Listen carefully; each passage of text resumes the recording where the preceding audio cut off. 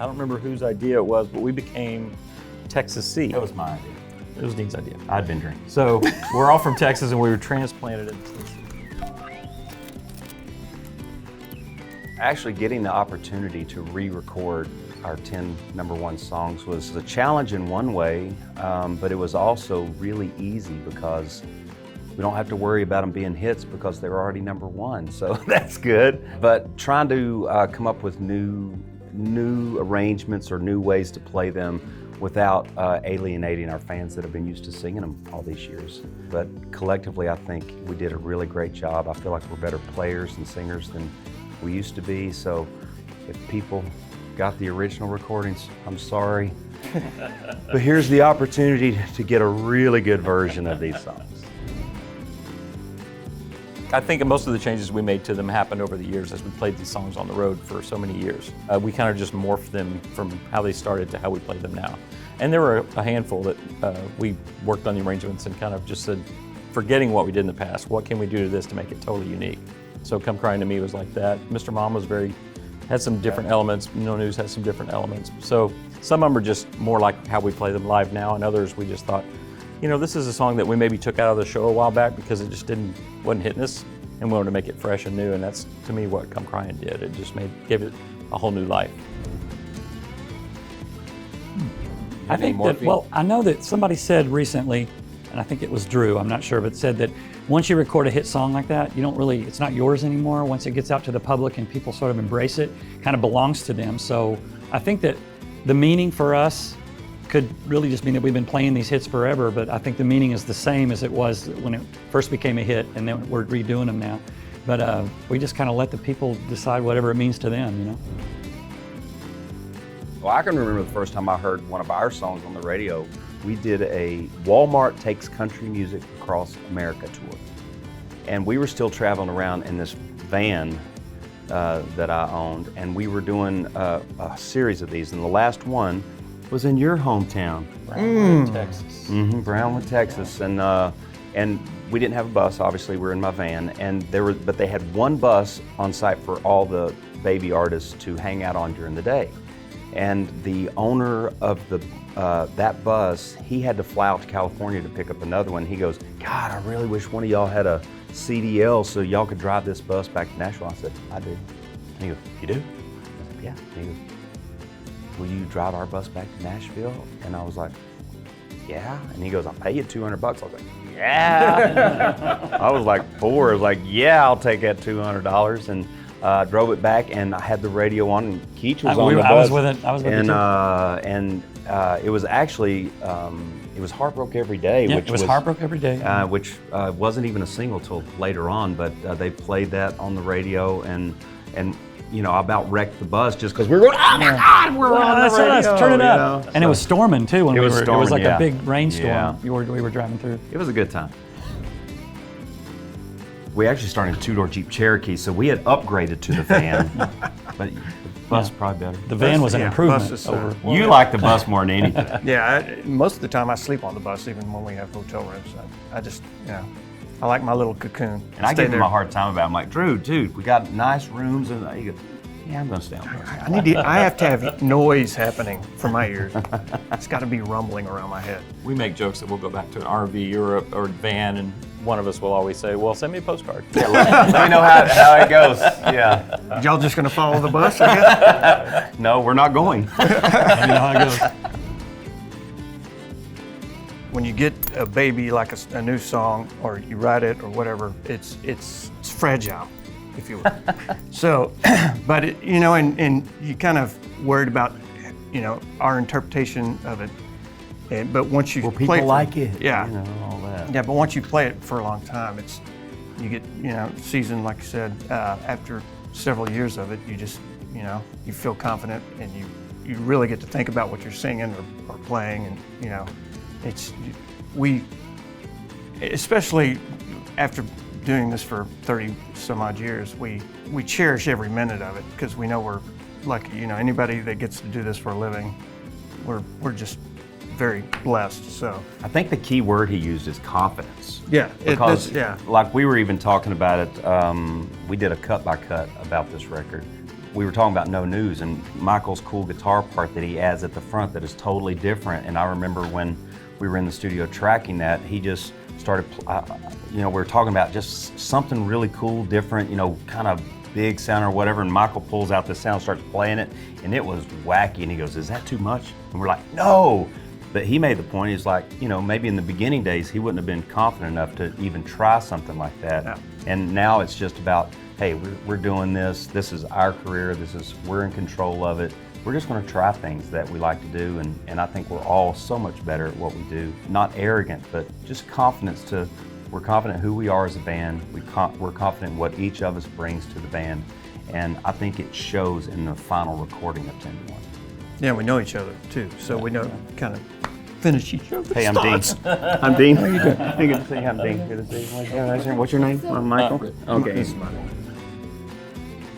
I've known these guys since '90, so it's been a long time, and we came up together in the Texas scene, and I knew all the songs, and I had my own thing going, and it's been pretty easy actually. It's been an easy transition. Amazing. I see. Yes, I did that. It was amazing.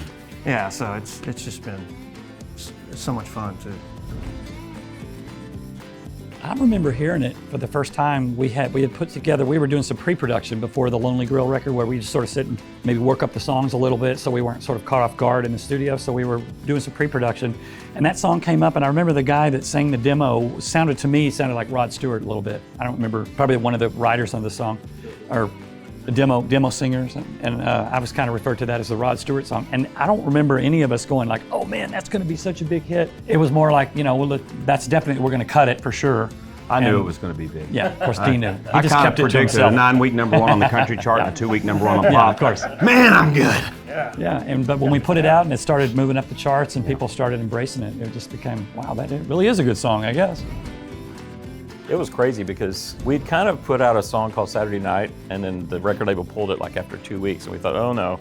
And we were really in a precarious spot because John Rich had just left the band. This was our first record with just Rich as lead singer, and so we were in a precarious spot. And so if that song hadn't hit, it probably could have spelled the end for us. But it just kept going up, and then it started kind of like gaining momentum, and we're like, this is going to be really big. And then once it hit number 1, we felt really good about it, and then it just kept staying there. I was like, oh my God, our record label was pulling out every stop to try to keep it up there, and they just did a great job. And that's one of the songs now that it doesn't belong to us anymore. That song is the fan song, and I never get tired of playing that. We have to do interviews all the time, and I never get tired of playing that song. There's something about the build in that song, the way it key changes from part to part, and it never just sits in a spot and gets boring. It always lifts and builds, and the crowd feeds off of it. And we feed off the crowd. Absolutely. So we goof off on stage. I was going to say we overplay. Yeah, we make fun of each other and ourselves and goof off on stage. It's new every night. I can tell you that. It's just great. And I'll say this, like every now and then, I mean, we're very consistent about playing pretty much the same thing every night, or singing the same thing every night, but every now and then something will happen to make that song take on another life of its own. Not necessarily just Amaze, but any of them. Like, I know we were doing sound check one day, and or maybe it was rehearsal, I forget, but Drew just started kind of noodling on the guitar, and then he's singing everything. He starts singing the first verse of Everything's Changed, but he's doing it very slow, just singing a line here and there and playing this really cool guitar stuff. And I look around and we're all just watching Drew. And he's doing this thing, and we're like, we've got to do that in the show. And it's such a great moment. It's interesting to come out of an up-tempo song before it, and then when he just starts playing this guitar moment that it's all him, we all step back, the spotlight's just on him, and he's doing this moment.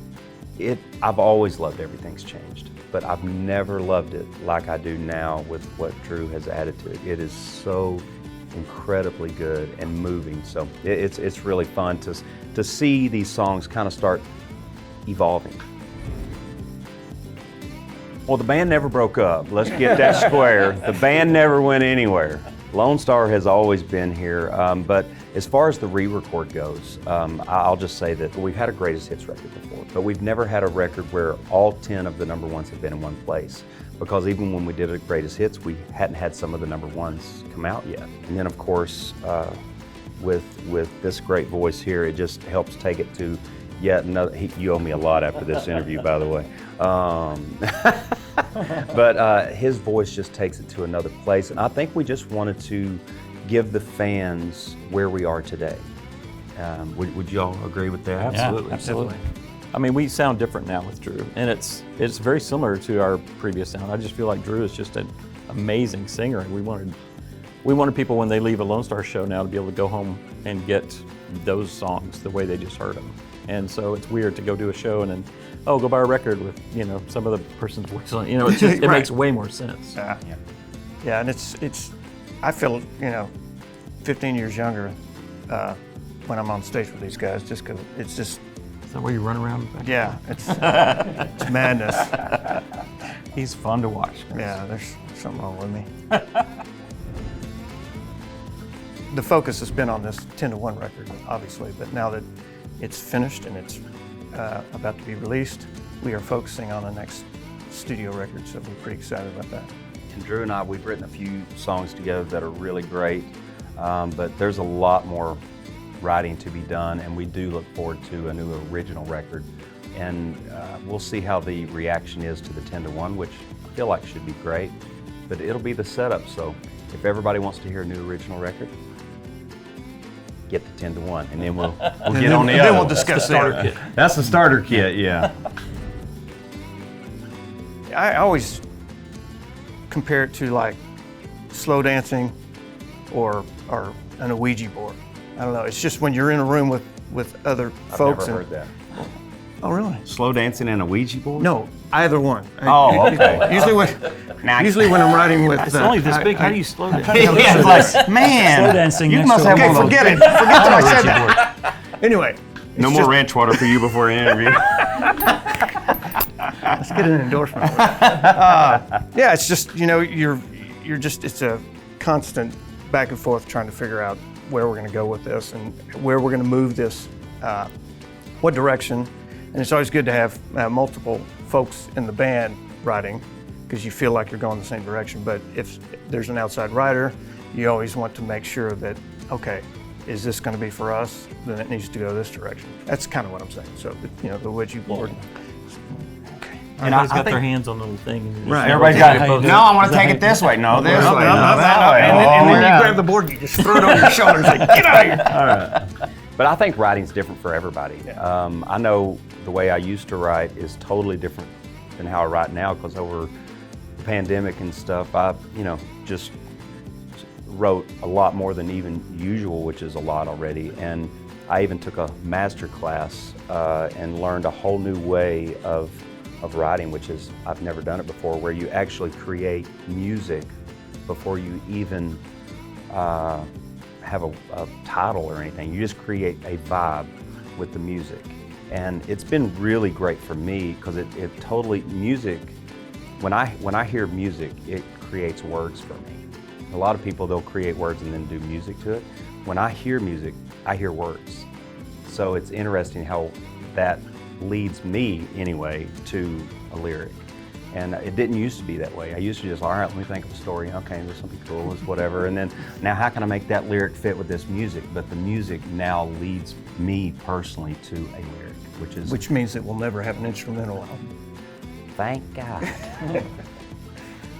I always like the way when writers get together, and I'm probably the least writer of the band. I have written before, but I like the process of where the guys and gals, whoever, will sit in a room and kind of mumble the words a little bit, kind of strum a guitar, maybe mumble, and it's kind of fascinating how those will end up being words, and then they'll mumble some more, and then that'll be like sort of a thing, and oh, it could be about that, and next thing you know, it just starts morphing into this full song. It's amazing. I don't write much anymore. I feel like my focus has been elsewhere with guitar stuff. I enjoy writing when I feel like I'm doing something new, and I like writing with Dean also a lot. We've written a lot together over the years. Our brains think very similarly, and it's always cool to write with like Dean. Like Drew was saying, have somebody else in the band, but maybe bring somebody else in new. Because anytime someone new that you don't really know very well, it is kind of like a dance. I mean, you're trying to figure each other out, figure out where they're going with it, and sometimes it works and sometimes it doesn't. And the ones that work, you just keep going back to that well when you can. I know a lot of people go to school now. You can go to school to become a songwriter. I'm sure there's great schools that do that, and if that's what you want to do, go for it. But to me, songwriting is not necessarily something that you can be taught in school. I think it's an applied science. It's either living a lot and having your heart broken, or experiencing love, or being able to really see what is going on in life and taking those and spinning them in a way that makes people feel something, because that's what music is. I think that's why we all gravitate towards music, because whether we're going through a tough time, we're going through a great time. Amaze, great example of, I mean, we've had hundreds of thousands of emails and letters, people saying, I used that in our wedding. We can't do a show without somebody coming through the meet and greet. I used your song in the wedding, which is amazing. We've also had the flip side. I'm already there. You know, I lost this person, and we played this at the funeral. Or, you know what, I remember when No News came out. That was the first time I ever danced, or you know, so people always take what's going on in their lives, they take your song and they apply it to their life, and it makes them remember that time and place. And that's such a power if you do it in the right way. So my advice to songwriters is, you know, you can go to school if you want to, but get in the room with somebody that's better than you. Don't be scared to not be the best in the room. I love being in rooms, which happens all the time, with people that are way better than me, because I learn. And that's what this is about. It's learning how to coin phrases and make things to where people can understand them, but also be something you haven't heard before. Be in the room with people that are better than you. Pay attention. Listen more than you talk. I need to learn from that.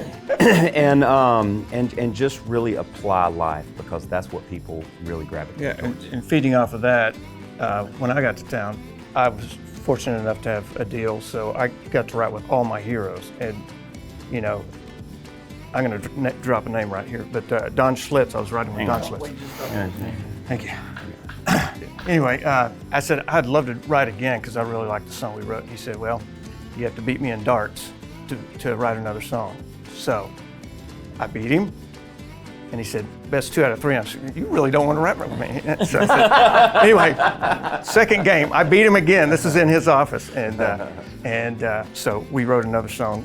But anyway, my point to it is that he said to me, he said, I write 100 songs a year, and there's 1, 2, 3, maybe they're great, and a lot of them are crap. So the thing is that you have to apply yourself, you have to work at it, you have to write, and rewrite.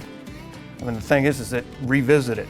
Separate yourself from the song and listen to it as you were listening to it for the first time, right when I got to I would say also is to just, for young people, is just to write what's in your heart.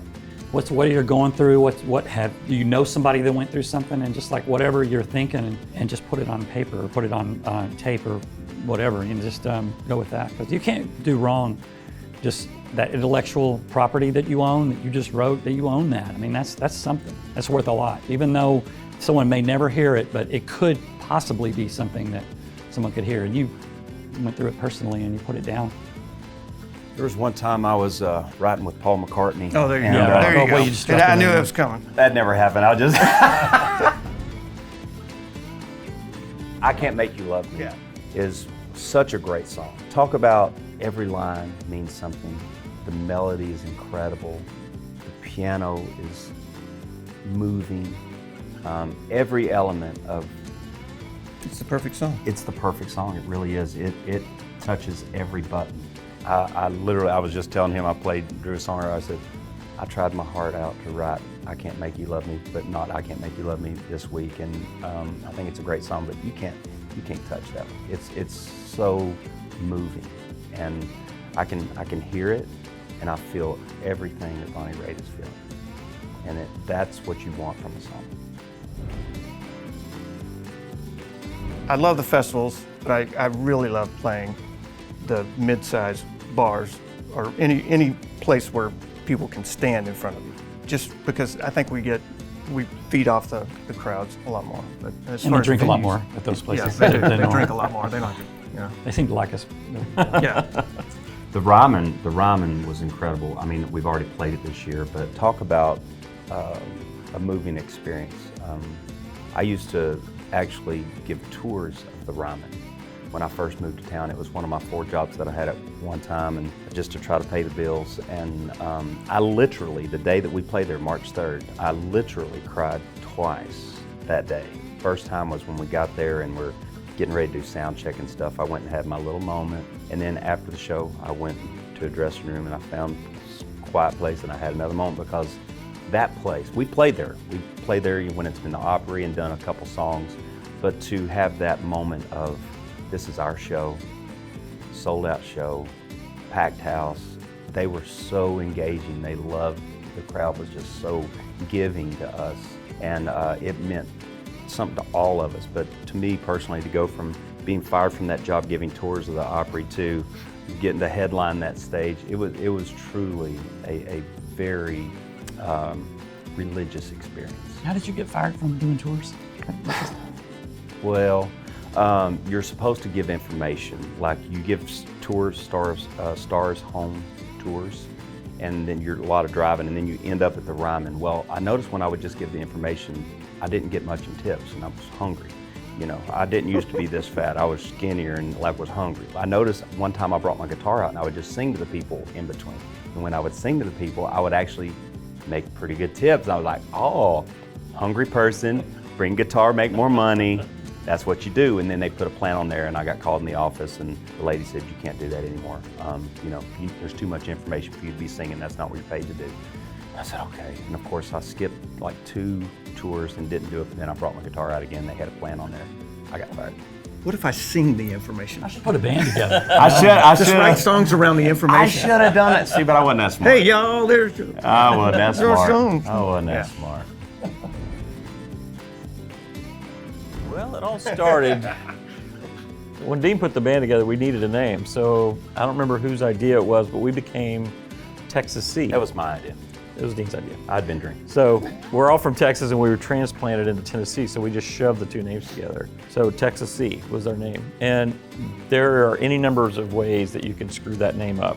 You know, And we've Texas seen most of them. Texas C. I mean, it was just it It's was still the name of the corporation, by the way. It is. So, We kept it. Yeah.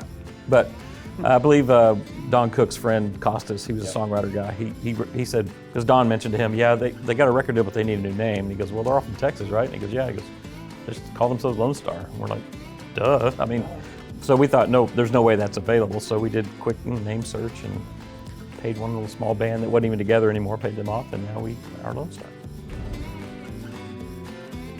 At the time we did, for sure, because we were growing up in the Dallas-Fort Worth area, like most of us were in somewhere around that area. The bands that we saw there were on a different level than anywhere else that we saw, because you could make a good living playing bars in Texas, and the bands were all really good. And a lot of the same guys that played there are in Nashville now. They've been in Nashville for 30 years too. People like Jim Collins, he's a great songwriter here in Nashville. He was playing in Dallas. Toby Keith, Toby Keith, Ty Herndon, us. Yeah. Little Trace Texas, Atkins. Yeah. Trace Atkins. I mean, it was a very vibrant area. So when we first moved to Nashville, all the bands that we saw there were just kind of like thrown together. They didn't sound together. They just sounded like they were just, I don't know. So we kind of brought that togetherness and that really, we had to be, because to play in Texas, you had to be good. You had to be tight. Yeah. The harmonies were Had to great. have a fiddle on the band. Well, I'm just kidding. that was a myth. You just threw it in there. But we just kind of patterned ourselves after those bands. So when we came here, that was the Texas part of the Texas scene. Right. For the next record. Drew and Michael talked about this a lot, and so it's kind of already, I saw in my inbox yesterday, it's already started. So they had this idea before we get into our original record, which we've written several songs for, of doing a cover record of like big songs that you wouldn't expect us to do. Maybe it's outside our genre, maybe it's a female artist. And Yeah, I think they're all female at this point. yeah, and so it's going to be recorded differently also. So something else we did during the pandemic, where just to have content out there to keep our fans engaged while we couldn't go out on tour, I'd get a click track and I'd put a piano thing down and then send it to Keach, and he'd add drums, and then send it to Michael and he'd add guitar. So this recording, whatever we're going to call it, I don't even know if it's a record, but whatever it is, it started with Drew putting an acoustic guitar down, singing with a click track, singing it to Keach, sending it to Keach, that sends it to Michael. Michael just sent it to me, and then I'll add my stuff. So it's being done not all in a room together like we normally record. And so it'll be interesting to see how this turns out. Yeah, The a la carte album. Yeah, and it might actually be under an alternate ego. Yeah. We don't Yeah, know. we're gonna be I'll let Onesta. Onesta.